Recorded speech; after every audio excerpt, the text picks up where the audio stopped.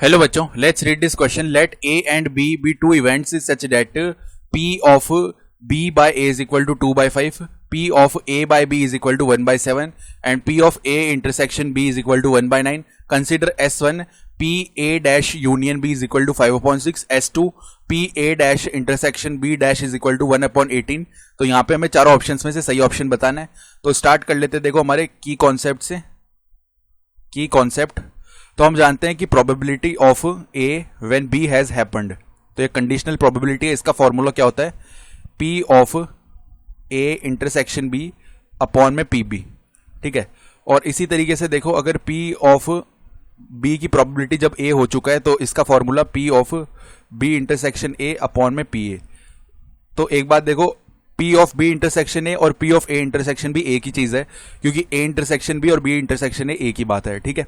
साथ ही साथ हम एक फॉर्मूला और जानते हैं कि अगर ऐसे लिखा हुआ है P of A union B, तो इसको हम कैसे लिख सकते हैं? P ऑफ ए प्लस में P ऑफ बी माइनस में P of A intersection B. ये फॉर्मूला है. तो अब ध्यान से देखो, पहले तो P of B when A has happened, इसकी प्रोबेबिलिटी है 2/5. तो यहां से हम क्या बोल सकते हैं? फॉर्मूला लगा लेते हैं. तो P of P intersection A upon में पी ए, इसका वैल्यू कितना हो जाएगा? 2 अपॉन में 5. ठीक है. ये हो गया. तो यहां से देखो, इसका वैल्यू ये आ चुका है. इसको एक बार के लिए इक्वेशन 1 बोल लेते हैं. ठीक है. और उसके बाद में P of A intersection B, इसका जो वैल्यू है वो कितना दिया हुआ है? वो दिया हुआ है 1/9. ठीक है. और यही किसके इक्वल होगा? P of B intersection A के. तो ये वैल्यू उठा के इक्वेशन 1 में रखते हैं. तो फ्रॉम इक्वेशन 1 अगर इक्वेशन 1 से हम प्रोबेबिलिटी ऑफ ए लिखना चाहें तो प्रोबेबिलिटी ऑफ ए क्या हो जाएगी? ध्यान से देखना. 5/2 मल्टीप्लाई में probability of B intersection A, जिसका वैल्यू है कितना? 1/9. तो 1/9 यानी ये कितना हो गया? 5/18. तो ये तो P ऑफ ए का वैल्यू आ गया.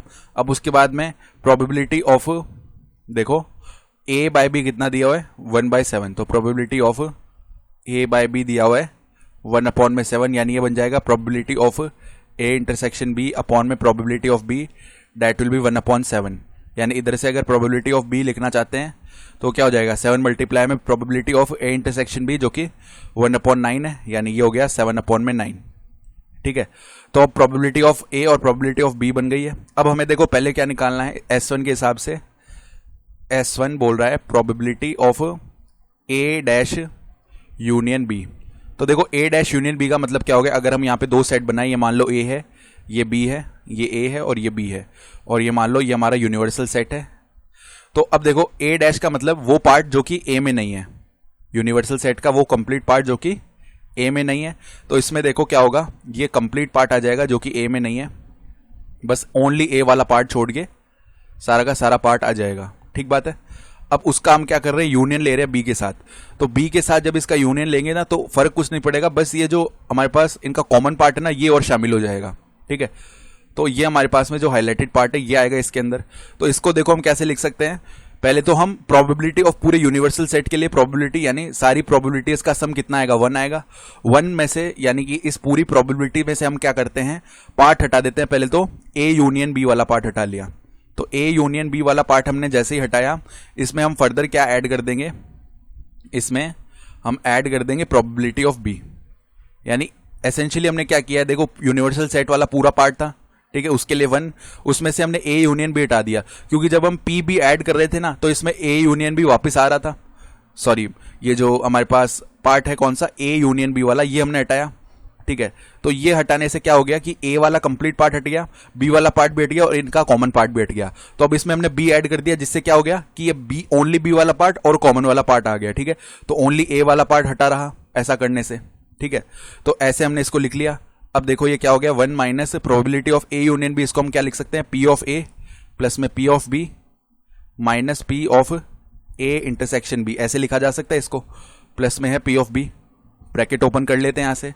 1 minus P A minus P B और प्लस का P of A intersection B plus का पी बी. तो पी बी प्लस का और यहाँ पे पी बी माइनस का 0 हो गए. यानी 1 माइनस पी ए का वैल्यू कितना है? 5/18 प्लस में P of A intersection B कितना है? 1/9. यहाँ से एलसीएम लेते हैं, 18 एलसीएम आ जाएगा, ठीक है। तो एक तो 18 आ गया, माइनस में 5, प्लस में आ जाएगा 2, यानी 18 माइनस 3 होगा, जिसका वैल्यू कितना आ जाएगा 15 अपॉन में 18, ठीक है। तो यहाँ पे क्या करते हैं, इसको डिवाइड कर लेते हैं 3 से, न्यूमरेटर और डिनोमिनेटर में, तो 5/6 हो जाएगा। और S1 में भी यही दिया हुआ 5/6, यानी S1 तो ट्रू है। अब S2 की बात करते हैं। S2 में वो बोल रहा है हमें प्रोबेबिलिटी ऑफ किसकी, A dash intersection B dash, probability of A dash intersection B dash, यानी A भी ना हो B भी ना हो, उसका इंटरसेक्शन। तो देखो अब इसको ध्यान से समझते हैं। देखो ये A है, ये B है, तो ये बोल रहा है A भी ना हो B भी ना हो, ठीक है। वो पार्ट जो कि A में नहीं है और वो पार्ट जो कि B में नहीं है, तो केवल बाहर वाला पार्ट आ जाएगा, ठीक है। बाहर वाला पार्ट, तो बाहर वाले पार्ट के लिए यूनिवर्सल सेट की प्रोबेबिलिटी 1, माइनस में हम क्या करते हैं, A यूनियन B को सब्ट्रैक्ट कर देते हैं, A यूनियन B की प्रोबेबिलिटी को, ठीक है। ऐसे हो जाएगा ये। तो 1 माइनस में A यूनियन B की प्रोबेबिलिटी को हम कैसे लिख सकते हैं, P of A, then minus में P ऑफ B, और क्योंकि minus P of A intersection भी आएगा तो इधर प्लस का P of A intersection B हो गया। एसेंशियली बस हमने -1 से मल्टीप्लाई किया, तो 1 माइनस, अब PA का वैल्यू हमें पता ही है 5/18 है, माइनस में PB का वैल्यू भी हमें पता ही है 7 अपॉन कितना है 9 है, 7/9, प्लस में P ऑफ A इंटरसेक्शन भी 1/9 है। एलसीएम लिया तो 18 आ गया, तो 18 माइनस में 5 माइनस में 14 प्लस में 2, ये आ जाएगा। अब देखो इधर से 18 माइनस 14 हो गया 4, 4 प्लस 2 हो गया 6, 6 माइनस 5 यानी कि 1, तो 1/18 ये बन जाएगा। यहाँ भी 1/18 है, यानी S2 भी करेक्ट हो गया, तो बोथ S1 और S2 ट्रू हो जाएंगे। तो ऑप्शन ए सही आ जाएगा, both S1 and S2 are true. I hope you understood this explanation. Best of luck.